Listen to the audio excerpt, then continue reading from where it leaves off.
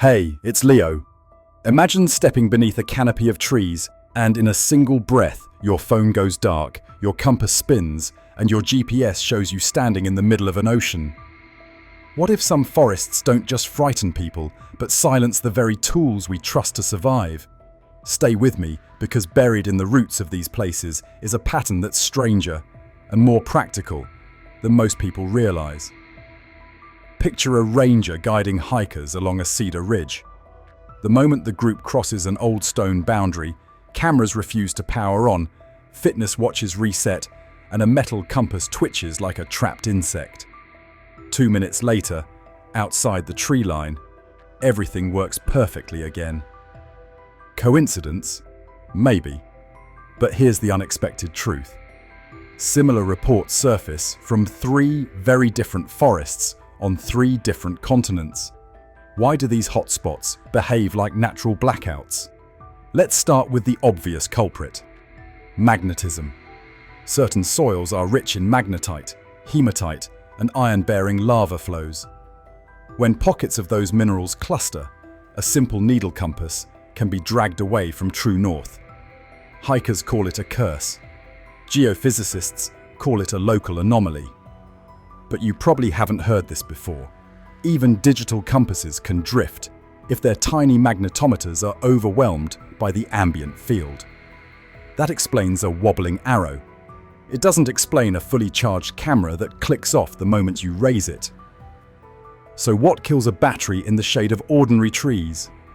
Consider piezoelectric effects. Under pressure, quartz-bearing rock can generate tiny electrical potentials. In stormy weather or along stressed fault lines, those fields may spike. Add dense moisture, tree sap rich in ions, and you've created a living, breathing conductor. I'm not saying the woods become a giant Faraday cage. I'm saying parts of a forest can briefly act like one, redirecting fields and robbing electronics of stability. And here's why this matters. If the air around you turns into a shifting electrical maze, your device may shut itself down to protect its circuits. Then there's infrasound. Low-frequency vibration you can't hear, but your body feels.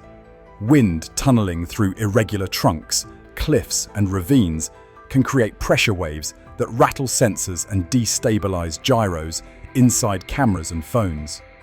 Researchers have shown that delicate instruments misread when exposed to sustained infrasound. You won't hear a thing. You will feel a creeping panic, and your gear might behave as if it's haunted. Now, could that explain a GPS declaring you're drifting across a lake while you're standing on granite? Partly. GPS isn't a single signal. It's a chorus of distant clocks. Dense, water-laden leaves absorb and scatter those weak signals. Rock walls bounce them. Even your own body can block a satellite on the horizon. In some forests, the canopy is so saturated that multi-path error becomes the rule, not the exception. The receiver accepts reflected, delayed signals and draws a ghostly path through terrain you never touched. That's not a demon, that's physics wearing a mask. But here's the twist. Even when you control for canopy, geology, and weather, some places still break the rule. Field teams have walked the same short loop multiple times, measuring temperature, humidity, and field strength. On one lap, every device functions. On the next, batteries nosedive and SD cards corrupt. No storms, no solar spikes, nothing obvious. So what changed? A hypothesis worth testing is transient plasma. Tiny, short-lived ionized pockets, cousins to ball lightning, have been recorded near ridgelines and swamps. They're rare, but when they bloom, they can dump charge or create brief electromagnetic chaos. If that sounds fanciful, remember we discovered sprites and blue jets in the sky long after pilots had sworn they existed. Eyewitnesses add a human layer the meters can't. Hikers report whispers that dissolve into wind, watch screens crawling with static, and a disorienting sense of being pulled off trail even while standing still. Psychologists point to expectation and fear shaping perception. Fair point. Yet some accounts come from surveyors, foresters, and radio techs who logged anomalies they weren't looking for. When a seasoned technician marks signal collapse in a clear window, you pay attention. So how do you separate drama from data out there? Simple fieldcraft helps. Before entering a suspected hot zone, mark a physical bearing to a visible landmark, then compare it to your compass and phone. If your readings fight each other, trust the landmark. Keep a paper map sealed in a waterproof sleeve and a whistle on your chest, not your pack. Place a small passive analog watch on your wrist. If both your watch and your phone lose their minds, you've moved from glitch to environment. And take a breath. Your brain is the best redundancy you carry. Now there's a stranger layer we haven't opened yet. Some forests with the worst electronic failure also carry centuries of folklore. Walker lights, guardian spirits, voices at the boundary stones. Is that just culture clustering where geology happens to misbehave? Or did people long ago sense these places by feel and name them accordingly? Stay with me, because the next stretch takes us into a clearing where folklore, fault lines, and field logs collide. And what happens there may rewrite how you read a compass forever. Step into Japan's Aokigahara forest, often called the Sea of Trees. Known worldwide for its unsettling atmosphere, it also ranks among the most documented places where devices fail in baffling ways. Park rangers warn visitors not only about getting lost, but about the unreliability of electronics. Compasses spin erratically near the lava fields that birthed the forest, a direct consequence of the iron-rich basalt beneath the soil. That's the geologic explanation. But here's the unexpected truth.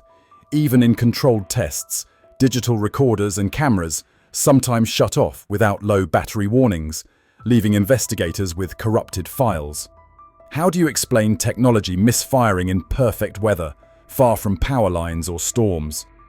Another forest sits thousands of miles away in Romania, the infamous Hoia Baciu. Photographs captured there show floating shapes and sudden distortions. Visitors report phones dying after just minutes in the clearing at the forest's heart. Paranormal investigators flock there, convinced it's a portal. Skeptics point to strong local magnetic anomalies recorded by geophysicists.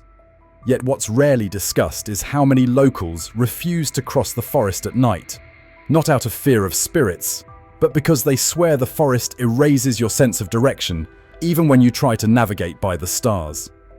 That kind of lived experience matters. Could these cases share a hidden common thread? Infrasound, electromagnetic fields, plasma bursts, they all have scientific support. But here's why this matters.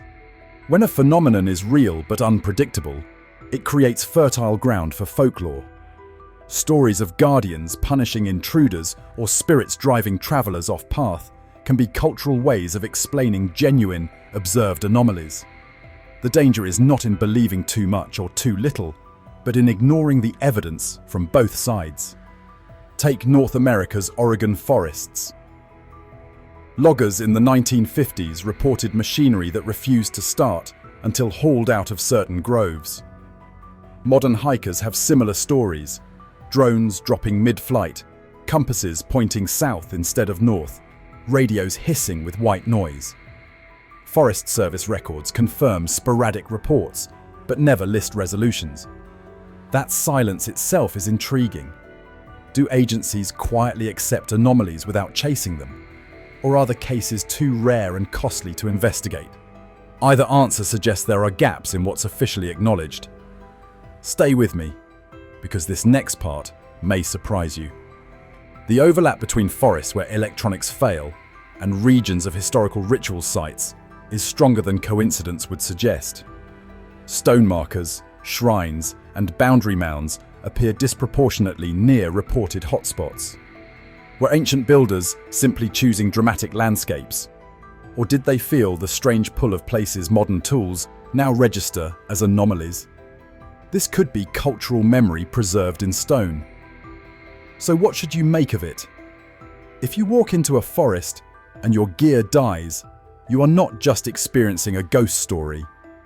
You are standing in the middle of a centuries-long dialogue between environment, technology, and human imagination. Every failed GPS track adds another layer to the mystery. Theories multiply, but hard answers remain scarce. And perhaps that is the most unsettling part. Forests that silence our tools remind us how dependent we are on invisible signals. Strip them away, and you're left with something older, more primal, the need to trust your own senses. Now here's the twist. Some investigators believe these forests don't just interfere randomly. They may selectively affect devices, sparing some while killing others, as if tuned to a frequency we don't yet measure. Imagine a place that seems to choose which tools you carry forward and which it erases.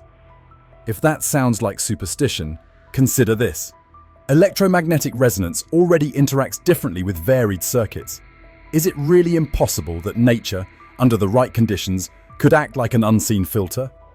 The answer lies in patterns we haven't yet connected. The question that lingers is this: are these forests simply electromagnetic coincidences wrapped in myth? Or do they represent natural laboratories where the line between science and superstition blurs? Either way, the next time your phone flickers or your compass spins, remember, you may not just be lost in the woods. You may be walking through one of Earth's strangest puzzles, a place where even technology vanishes beyond explanation. What do you think? Are these forests haunted or just misunderstood by science?